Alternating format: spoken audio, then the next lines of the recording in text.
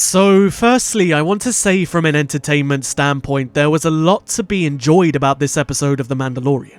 As a prequel baby, seeing all of these battle droids getting some love in live action, and just the sheer cheesiness of the story was entertaining.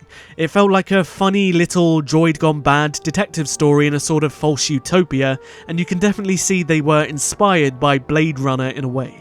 And if you sit down and turn off your brain and just watch this episode mindlessly, it's a lot of fun. There's a lot to be enjoyed, especially in regards to some of the action, some of the faces that show up, and some of the connective tissue that makes this isolated story work. And look, I know there's going to be a lot of people out there that are going to be like, well, you just don't understand how storytelling works or how stories are structured if you think this episode was filler. But the truth is, this episode was one giant side quest, it was one isolated story, and it was filler. 95% of this episode served absolutely no purpose in regards to the overall plot, apart from the last 5 minutes or so. But does that change the fact that it is entertaining? No, it is a fun episode in many ways.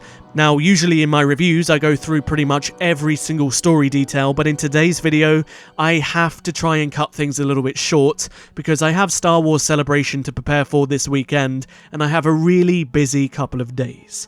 Also, there will be some spoilers in this review, so you have been warned. So we learned that the Mandalorians that Bo-Katan was hanging around with in Season 2 have kind of taken the fleet that she assembled, and now they're doing their own thing. And so Bo and Din arrive on this luscious planet to basically get them back, a planet that looks a lot like Mandalore, funnily enough, and they're greeted by the leaders of this planet, Jack Black and Lizzo. Now, I love Jack Black, I always have done. I thought he was okay in this episode, but the dialogue was a bit clunky, but he performed it to the best of his ability. However, Lizzo is just one of these celebrities that I can't stand personally. And to make it worse, the woman just cannot act to save her life, and yet she has so much exposition in this episode, and it's like watching paint dry listening to her deliver these lines in the most wooden way. It was like listening to a voice actor from the 1990s in something like House of the Dead. It was just so painful to listen to, and every second she was on screen felt like an eternity. And while I know that people are going to disagree with me here, let's be honest with ourselves, the only reason that Jack Black and Lizzo were in this episode is so that people can talk about it on social media. And if you're wanting an episode of Star Wars TV to create a buzz because there's some celebrity cameos in it, then I think that tells you all you need to know about the quality of the actual show itself. Anyway, it turns out that this city or this planet is basically serviced by droids, and the people are looked after by the droids. However, some of them seem to be going a little bit loopy and going haywire and causing damage. And so they ask Bo and Din Djarin to basically go into the city because they can't do it and investigate the problem and figure it out. And they do just that. They go into the city, they do some investigations where they meet a B1 battle droid and some B2 battle droids, and like I said, this was just pure bliss from my prequel loving heart. And while they were investigating, because Din hates battle droids because of his past, he's sort of going around kicking them to see if they'll react to him, and one of them does. A B2 goes loopy, smashes Din around the face, which I thought was hilarious, and then there's a chase sequence through the city, which, as I said, looked very much like Blade Runner in its design. And I thought this entire chase sequence was very fun to watch. However, the way the B2 battle droid ran at times looked a little bit off. It looked way too flexible, it looked way too human, which is considerably different to how they're presented and how they moved in the prequels and the TV shows and whatnot. So, yeah. They then take this B2 down and they get some clues and they do some more investigating and they go to this bar that was owned by droids. And I thought this was a really nice little reverse parallel of A New Hope. And it turns out the droids here actually like serving the people. They don't want to be decommissioned and replaced, and so the leader of the bar offered to help the Mandalorian and Bo figure out what was going wrong. With the droids' help, they do some more investigating, and then they learn that the droids that have gone haywire have nanobots in them and they're being controlled.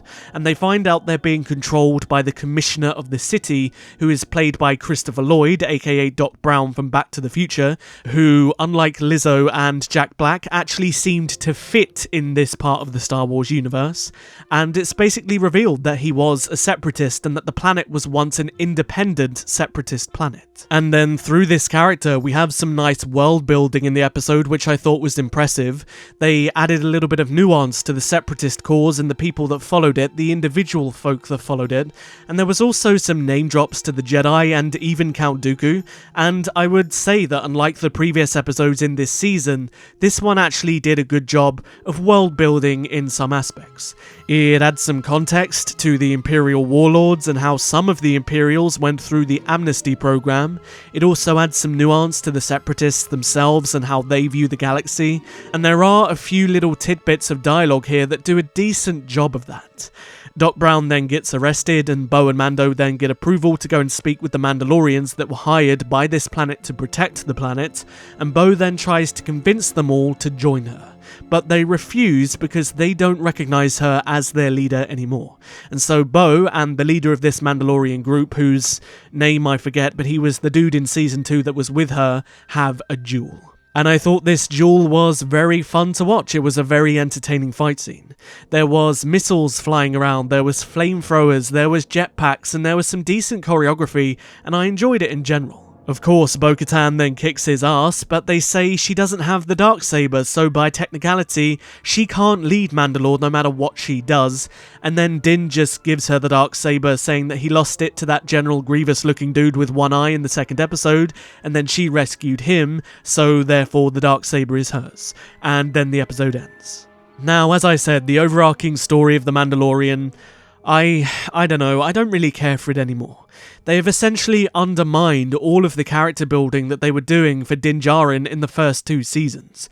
All of the character building with the Watch, and overcoming his indoctrination, and even his acquisition of the Darksaber, even though it was something he didn't want. So many of these themes and plot threads that were established have literally just been burned away by the past 2 episodes of this season. And while I did find it kind of weird that Bo didn't claim the Darksaber in the second episode, and I thought maybe they overlooked it, obviously not, but it just makes so much of what's happened before kind of pointless. With the plot points they were presenting, as well as the character arcs and the overall narrative, I think it was kind of obvious where they were headed, with Din being the reluctant hero, taking up the title of Mandalore to reunite his people.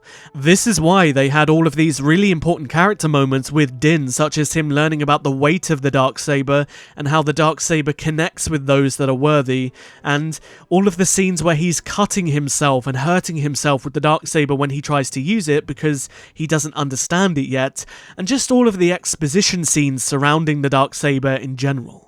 The Darksaber, as well as the Mandalorian Coven and his indoctrination into the Children of the Watch, these were all vital storytelling elements that were pushing Din Djarin's story along in a unique way. And basically, none of that is really relevant anymore.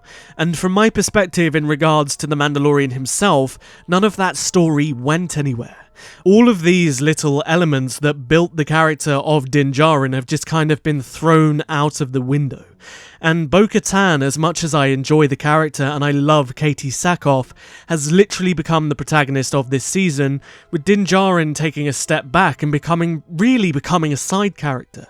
And whether or not that's a good thing is totally down to your perspective, it's down to you, but I just feel like we're missing out on so much of what made The Mandalorian special. It was about this kind of reluctant hero's journey. It was about him going from this ruthless bounty hunter to a kind of heroic warrior for his people that could potentially unite them, while also raising this child that was alone and lost. And sure, maybe they will continue down that path with that story in later seasons, but I can't speak for what they're going to do and only what they have done so far.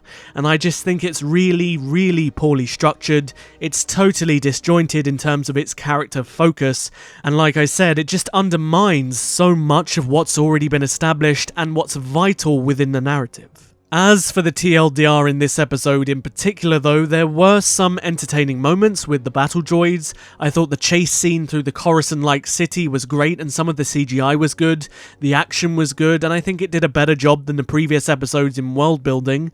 However, the dialogue was cheesy at times. Lizzo just shouldn't be there because she needs acting classes and she's so stand out and not in a good way, and the overarching narrative of The Mandalorian is in a shambles. And it's really sad for me to say because in my perspective, The Mandalorian has just lost its charm. It doesn't excite me every single week that there's a new episode of The Mandalorian, and at this point I'm really just watching it to see how the story unfolds out of curiosity rather than my personal enjoyment. You can see that this story is just a disjointed mess that is trying to piece together something and is trying to essentially pick up the pieces of the damage that was done by the Book of Boba Fett.